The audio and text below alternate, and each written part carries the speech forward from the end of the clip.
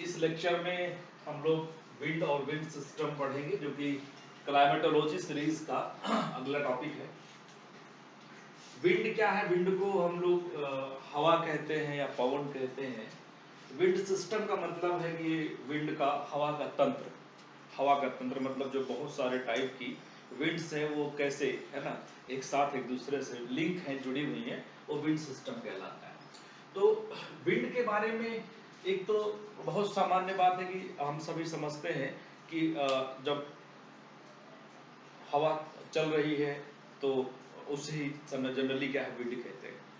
लेकिन उसका मैकेनिज्म समझना है हमें कि हवा चलती कैसे है ना, हाउ विंड ब्लोज, है ना, विंड कैसे ब्लो करती है, उसका क्या डेफिनेशन है ना, टेक्निकल एस्पेक्ट क्या है, उन सभी कंपोनेंट पर हमें यहाँ फोकस करना है। तो अगर डेफिनेशन ऑफ विंड की बात की जाए, विंड की डेफिनेशन की अगर बात की जाए तो it is associated with the movement of air from one place to another place caused by pressure gradient force, right, caused by pressure gradient force। दूसरे टर्म्स में हम कह सकते हैं movement of air from high pressure to low pressure is called wind. Actually जो pressure gradient force generate होता है, जो प्रेशर ग्रेडियंट फोर्स जनरेट होता है, वो आपको प्रेशर डिफरेंस से होता है ना।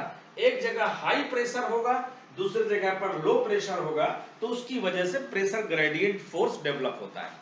प्रेशर ग्रेडियंट फोर्स को हम इस वे में भी कह सकते हैं, what drives the air, the force which drive the air, that is called, है ना, प्रेशर ग्रेडियंट फोर्स।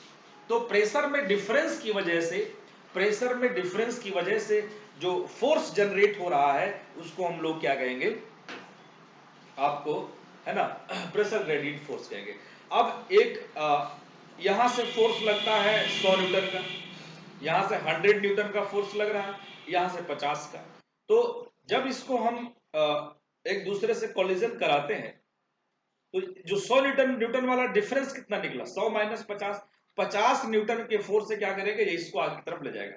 यही क्या है, ग्रेडियंट फोर्स है ना। ग्रेडियंट फोर्स यही होता है जो उसको क्या करता है, काट के आगे की तरफ ले जाने की कोशिश करता है। तो डेफिनेशन विंड का जाता है, movement of air from high pressure to low pressure is called wind, while static form of atmospheric components composition, that is called, and that is liquid, solid, liquid and gaseous molecules termed as air, है ना। Sense क्या निकलता है कि अगर air का dynamic form है, dynamic stage है, एक, है ना, स्थान से दूसरे स्थान पर चल के जाता है, तो उस समय हम उसको विंड कहेंगे, है ना, उस समय हम उसको क्या कहेंगे, विंड कहेंगे। लेकिन अगर वो स्टैटिक फॉर्म में मॉलिक्यूल्स एटमॉस्फेयर के हैं, जो कि सॉलिड, लिक्विड और गैसियस मॉलिक्यूल्स का फॉर्म होता है, तब उसको हम एयर कहते हैं। मतलब एटमॉस्फेयर के रुके हुए static form of the components compositions, that is called air, and dynamic form becomes as wind. अब यह समझना है हमें कि एयर में डायनेमिज्म कैसे आता है, एयर डायनेमिक नेचर कैसे गेन करती है, उसका डायनेमिक कैरेक्टर कैसे डेवलप होता है, हमें उस पॉइंट पर यहां पर फोकस करना है। जैसा कि हम पहले डिस्कस कर चुके हैं कॉन्सेप्ट ऑफ प्रेशर में, कि भाई प्रेशर का रिलेशन होता है, एक प्रोपोर्शनेट रिलेशन होता है एयर मॉलिक्यूल्स के नंबर से। Number of air molecules is directly proportional to pressure applied by the particular mass और वेट, है ना, उसको हम लोग क्या कहते हैं, प्रेशर कहते हैं। तो प्रेशर का सेंस यहां पर है कि जब एयर मॉलिक्यूल्स के प्रोपोर्शनेट से मैटर निकल के आता है, ये घटेगा तो प्रेशर भी घटेगा। अगर एयर मॉलिक्यूल्स का नंबर रिड्यूस होता है तो प्रेशर भी रिड्यूस होगा, and if air molecules increases then pressure increases too. This is the what actually proportionate relationship between pressure and air molecules. Second component पे हम लोग आते हैं कि यहां पर एयर मॉलिक्यूल्स का हमने दो जोन ले लिया, दो क्षेत्र हमने ले लिए, एक है ए जोन और दूसरा है बी जोन, राइट। एक है ए जोन, दूसरा है बी जोन। ए जोन में नंबर ऑफ एयर मॉलिक्यूल्स का कंसंट्रेशन ज्यादा है और बी जोन में कंसंट्रेशन कम है। है ना। ए जोन में नंबर ऑफ एयर मॉलिक्यूल्स का कंसंट्रेशन ज्यादा है, ए में पहले वाले में, और बी में क्या है, कम है। और अगर कंसंट्रेशन ज्यादा, इसका मतलब उसका मास या द्रव्यमान ज्यादा होगा, और मास द्रव्यमान ज्यादा होने से ग्रेविटी उसको, है ना, अधिक फोर्स से अपने तरफ पुल करेगी, है ना। कोई भारी चीज है तो क्या करेगा, वो ज्यादा तेजी से नीचे आएगा, है ना। तो कंडीशन यहां पर ये कि due to heavier the mass of zone A air, it is pulled by the earth gravity with a more force than the zone B air. जो जोन बी में एयर है उसको कम पुल करेगा। एयर पुल होने के बाद में सरफेस से यहां पर क्या करेगा, सरफेस से कोलाइड करता है, नीचे आएगा, सरफेस से टकराएगा। अब जैसे सरफेस से टकराएगा ये, है ना, टकराने के बाद में मार्कर जैसे है तो फैलने का इसका टेंडेंसी है ना, फैल के जाएगा। इसी तरह से एयर भी फैलेगी और मल्टी डायमेंशंस में बहुत सारी डायरेक्शन में क्या करेगी, वो मूव करने की कोशिश करती है। लेकिन जहां पर उसको रेस्ट्रिक्शन कम होगा, जहां पर उसका ऑब्स्ट्रक्शन कम होगा या मिनिमम ऑब्स्ट्रक्शन होगा, वहां पर मैक्सिमम मूवमेंट एयर का रहेगा, मैक्सिमम एयर का मूवमेंट उस तरफ होगा। तो इस जगह पर हम देखते हैं जोन बी की तरफ, जब हम जोन बी की तरफ देखते हैं तो जोन बी में एयर का कंसंट्रेशन कम है, जोन ए में एयर का कंसंट्रेशन ज्यादा है। तो ज्यादा कंसंट्रेशन से कम कंसंट्रेशन, या ज्यादा कंसंट्रेशन से जहां पर मॉलिक्यूल सबसे कम है वहां पर एयर मूव करके जाएगी, ठीक है। अब जहां पर मॉलिक्यूल्स ज्यादा है, मॉलिक्यूल्स ज्यादा है तो प्रेशर क्या होगा, ज्यादा, उसको हम क्या कहेंगे, हाई प्रेशर। और जहां पर मॉलिक्यूल्स कम है वहां पर प्रेशर कैसा होगा, लो प्रेशर, क्योंकि इस फॉर्मूले से हम समझ सकते हैं, है ना। तो हाई प्रेशर से लो प्रेशर की तरफ एयर सबसाइड करेगी, और सबसाइड करने के बाद में लो प्रेशर की तरफ इसका मूवमेंट स्टार्ट होता है। तो कंक्लूजन क्या निकलता है कि heavier the mass of air pulled by the earth gravity leading to cause movement in that direction, especially where there is very low concentration of the air molecules, where there is a very low concentration or rarefied condition of the atmosphere line, जहां पर rarefied condition है वहां पर ये situation बनती है। तो high pressure से लो प्रेशर की तरफ विंड ब्लो करता है, wind blows from high pressure to low pressure, ये कॉन्सेप्ट यहां पर हम लोग समझते हैं। ये जो टोटल पोर्शन डेवलप होता है, जिसको मैंने यहां पर 1 2 3 4 से रिप्रेजेंट किया हुआ है, ये एक सर्कुलेशन से डेवलप होता है, इसे हम लोग कहते हैं एयर सर्कुलेशन, राइट। इसको हम लोग कहते हैं एयर सर्कुलेशन, है ना। तो एयर सर्कुलेशन डेवलप हो रहा है कैसे, एयर के सबसाइड करने से, एयर का सरफेस के साथ मूवमेंट से, और एयर के राइज करने से, फिर उसके बाद में आपको लो प्रेशर के अपर पार्ट से हाई प्रेशर के अपर पार्ट की तरफ एयर के मूवमेंट से। तो ये आपका सर्कमस्टांसेस यहां पर बन जाता है। अगर इसको हम वन पॉइंट को बोले, वन पॉइंट को कि एयर क्या कहा जा सकता है जब नीचे की तरफ आ रही है, subsiding column of air. Subside माने अवतलित होना, नीचे आना। Number 2 is the rising column of air, air क्या कर रहा है, राइज कर रहा है, ऊपर उठ रहा है। और थर्ड है सरफेस विंड, यहां पर ये सरफेस विंड डेवलप होता है, सरफेस पर चल रहा है। और जो फोर्थ पॉइंट है यहां पर, इस फोर्थ पॉइंट को हम यहां पर डिस्कस कर सकते हैं, jet stream in upper part of the troposphere. अगर एक टोटल ट्रोपोस्फेयर है तो जेट स्ट्रीम यहां चलता है ना। और सेकेंड जो है, फोर्थ टाइप, सेकेंड टाइप जो हो सकता है सरफेस से ऊपर चलेगा, उसको हम geostrophic wind above the surface and parallel to the isobars. जो जियोस्ट्रॉफिक विंड होता है आइसोबार्स के पैरेलल होता है। अब यहां पर एक छोटा सा क्वेश्चन हो सकता है, भाई आइसोबार क्या है। तो आइसोबार का मीनिंग होता है an imaginary line which joins the points of equal pressure, है ना। बैलेंस प्रेशर के पॉइंट्स को जब हम जोड़ते हैं, इक्वल प्रेशर के पॉइंट्स को जोड़ते हैं, तो वो इमेजिनरी लाइन क्या कहलाती है, हमारा आइसोबार कहलाती है ना। तो आइसोबार्स का मतलब क्या है कि जो सेम प्रेशर की लाइंस है ना, सेम प्रेशर की लाइंस है, उसके पैरेलल जियोस्ट्रॉफिक विंड चलता है ना, उसके पैरेलल में जियोस्ट्रॉफिक विंड रन करता है, सरफेस से थोड़ा सा ऊपर होता है।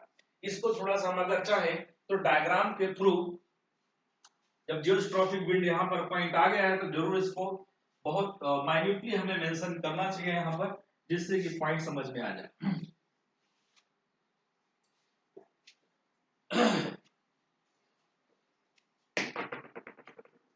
Geostrophic wind,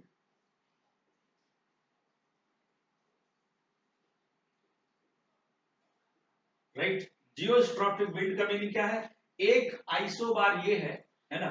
isobar equal pressure line है ना, इक्वल प्रेशर इमेजनरी लाइन यहाँ पर है। ये सपोज करते हैं हम इसका 840 मिली बार। हमने बताया कि जो प्रेशर है उसको मिली बार में भी रिप्रेजेंट कर सकते हैं, जनरली एटमॉस्फेरिक प्रेशर को मिली बार में रिप्रेजेंट किया जाता है, न्यूटन पर मीटर स्क्वायर से भी रिप्रेजेंट करते हैं, है ना, या इसको हम क्या कहते हैं, न्यूटन पर मीटर स्क्वायर, पास्कल, पास्कल से भी इसको रिप्रेजेंट किया जाता है। तो मैं यहाँ कहना चाह रहा हूँ कि 840 ये जो लाइन है 840 मिली बार का प्रेशर रिप्रेजेंट करती है। हर जगह यहाँ पर सभी पॉइंट पर 8 मिली बार का 840 मिली बार का प्रेशर है। दूसरा लाइन है जिस पर हम मान लेते हैं 860 मिली बार का प्रेशर है, राइट। यहां पर आइसो बार 1 और यहां पर ये आइसो बार 2 है ना, 640। अब होगा क्या कि हाई प्रेशर से लो प्रेशर की तरफ विंड चलता है, wind blows from high pressure to low pressure. High pressure क्या होगा, आइसो बार 1 का जो लाइन है हाई प्रेशर होगा और ये कैसा होगा, लो प्रेशर होगा, ठीक है। अब जब ये आगे की तरफ चलना चाहता है, जो कि प्रेशर ग्रेडियंट फोर्स का डायरेक्शन होगा, किसकी डायरेक्शन होगा, जो भाई प्रेशर डिफरेंस कितना निकला इसका, जो प्रेशर डिफरेंस है that is 860 minus 840 that is equals to 20 millibar, है ना। अब 20 मिली बार के जो फोर्स है, प्रेशर है, इसके साथ में विंड चलना स्टार्ट करता है, तो प्रेशर ग्रेडियंट फोर्स का डायरेक्शन ही हो जाता है। और इसके 90 डिग्री पर रहता है आपका Coriolis force, right. Coriolis force इसके 90 डिग्री पर वर्क करता है। तो ये जब विंड प्रेशर ग्रेडियंट फोर्स इसको 480 मिली बार की तरफ ले जाएगा या आइसो बार 1 की तरफ ले जाता है, तो इसके साथ में क्या कहते हैं, आपका जो कोरियोलिस फोर्स है इसको 90 डिग्री की तरफ टर्न करना चाहेगा, ये थोड़ा सा ऐसे मुड़ जाएगा, है ना। आगे चलने के बाद फिर प्रेशर ग्रेडियंट फोर्स इसको इधर ले जाना चाहेगा, लेकिन इसको ये और मोड़ देता है ना, इसको और टर्न कर देगा। और फर्दर क्या होगा, जब प्रेशर ग्रेडियंट फोर्सेस को आगे ले जाना चाहेगा तो अल्टीमेटली ये क्या होता है, इसके सीधे में जाता है। तो अब ये जो आगे चल रही है विंड इन दोनों आइसोबार्स के पैरेलल में, इसे ही हम क्या कहते हैं, जियोस्ट्रॉफिक विंड कहते हैं, राइट। क्या कहते हैं, जियोस्ट्रॉफिक विंड कहते हैं। तो जियोस्ट्रॉफिक विंड का जो रिलेशन है प्रेशर ग्रेडियंट फोर्स और कोरियोलिस फोर्स से, कोरियोलिस फोर्स और प्रेशर ग्रेडियंट फोर्स के इफेक्ट में क्या करता है, ये वर्क करता है। और ये जियोस्ट्रॉफिक विंड सरफेस से थोड़ा सा ऊंचाई पर रहती है। तो इसके बाद में हम देखें कि टोटल टाइप्स ऑफ जो विंड है वो कितनी है ना। जनरली जो हम लोग जीएस में और साथ में ज्योग्राफी ऑप्शनल दोनों ही सिलेबस में हम जो विंड का टाइप्स देखते हैं वो 4 टाइप्स का विंड निकल के आता है ना। There are 4 types of the wind. The first one is diurnal wind. Diurnal wind का मतलब हिंदी में कहते हैं दैनिक पवने, राइट। इसको क्या कहते हैं हम, दैनिक पवने। 24 आवर्स में जनरेट होता है ना, 24 आवर्स में ये जनरेट होता है। इसके एग्जांपल में हम लोग ले सकते हैं land breeze, sea breeze, anabatic wind and katabatic wind.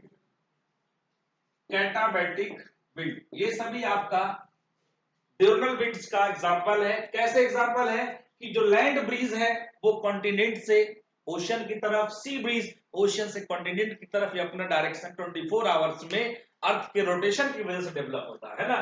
तो जो आपका ड्यूरनल विंड है या डायरनल भी कहते हैं, दैनिक पवने, ये due to rotation of the earth, right, due to rotation, due to rotation of earth, right. Earth के रोटेशन से, और earth rotates in 24 hours, due to which these winds, land breeze, sea breeze, anabatic and katabatic winds change their direction twice in a day। ये जो एनाबैटिक और कैटाबैटिक wind है इसको हम mountain bridge भी कहते हैं, राइट, माउंटेन ब्रीज भी कहते हैं। इसको हम डिटेल में पढ़ेंगे आगे, है ना। माउंटेन ब्रीज भी इसको कहते हैं, या वैली माउंटेन विंड भी कहा जाता है इसको। दूसरा नंबर पर आता है लोकल विंड्स। लोकल विंड्स किसी एक पर्टिकुलर प्लेस से एसोसिएट करता है ना। Local winds are those which originate due to local factors. local geographical and climatological circumstances decide the development evolution of the local winds. local winds के evolution development के लिए आपको लोकल विंड्स के evolution development की local factor responsible होता है। जैसे India में हम लू के एग्जांपल ले तो इंडिया पाकिस्तान के रीजन में जो लू ब्लो करता है ना, लू एज अ लोकल विंड है ना, ये आपको अप्रैल मई जून के मंथ में है ना बेसिकली रन करता है। और राजस्थान के जैसलमेर रीजन से, राजस्थान के जैसलमेर रीजन से या डेजर्ट रीजन जो आपका है यहां से चल के कहा जाता है ना, ईस्ट की तरफ ब्लो करता है। और यहां पर जबकि टेम्परेचर बहुत ज्यादा है, लेकिन टेम्परेचर ज्यादा होने से प्रेशर जनरली लो होना चाहिए, बट यहां पर प्रेशर भी ज्यादा है। उसका कारण क्या है कि जो माउंटेन सिस्टम है, यहां पर जो हिमालयन माउंटेन सिस्टम है राइट, इससे जेट स्ट्रीम स्ट्राइक करता है और जेट स्ट्रीम स्ट्राइक करके 2 पार्ट्स में डिवाइड हो गया। और ये जेट स्ट्रीम का एक पार्ट नीचे की तरफ आएगा जो यहाँ पर जैसलमेर के आसपास में प्लेन का रीजन है, वहां एयर एक्यूमुलेट हो जाती है। एयर एक्यूमुलेट होने के बाद में मास इंक्रीज हो गया, नंबर ऑफ एयर मॉलिक्यूल्स बढ़ गया और यहाँ पर हाई प्रेशर डेवलप हो जाता है और ये फिर ब्लो करना स्टार्ट कर देगा यूपी बिहार की तरफ। ठीक है, तो अल्टीमेटली लू का ओरिजिन होने का यहाँ पर स्पेसिफिक लोकल कंडीशन है कि ये डेजर्ट है, नंबर 1 पॉइंट, नॉर्थ में हिमालय है ना। अगला कंडीशन है क्लाइमेटोलॉजिकल कंपोनेंट की बात करें, जेट स्ट्रीम इससे आके जब स्ट्राइक करती है उसके बाद में क्या है आपका लू विंड लोकल जनरेट होती है ना।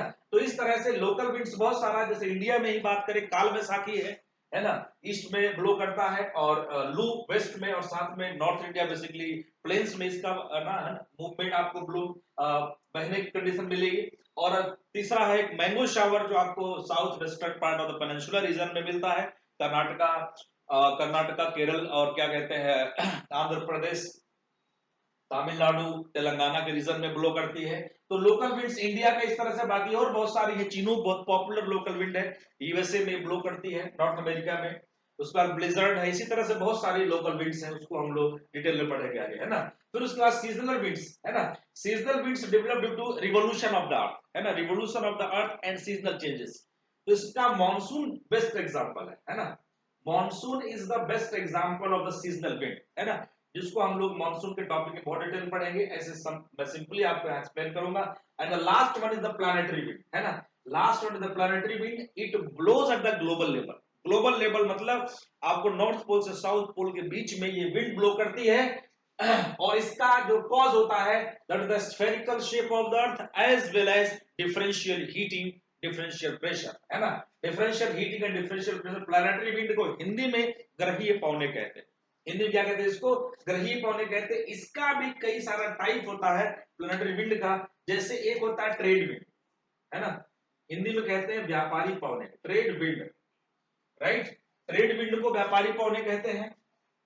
ये आपको ट्रॉपिक सब ट्रॉपिक्स में ब्लो करता है। दूसरे नंबर पर आता है आपका westerly wind right, westerly wind जिसे हम लोग पछुआ पवन भी कहते हैं, ये सब ट्रॉपिक से सब आर्कटिक रीजन तक ब्लो करता है, मतलब अराउंड 60 डिग्री 65 डिग्री तक ये आपको ब्लो करेगा।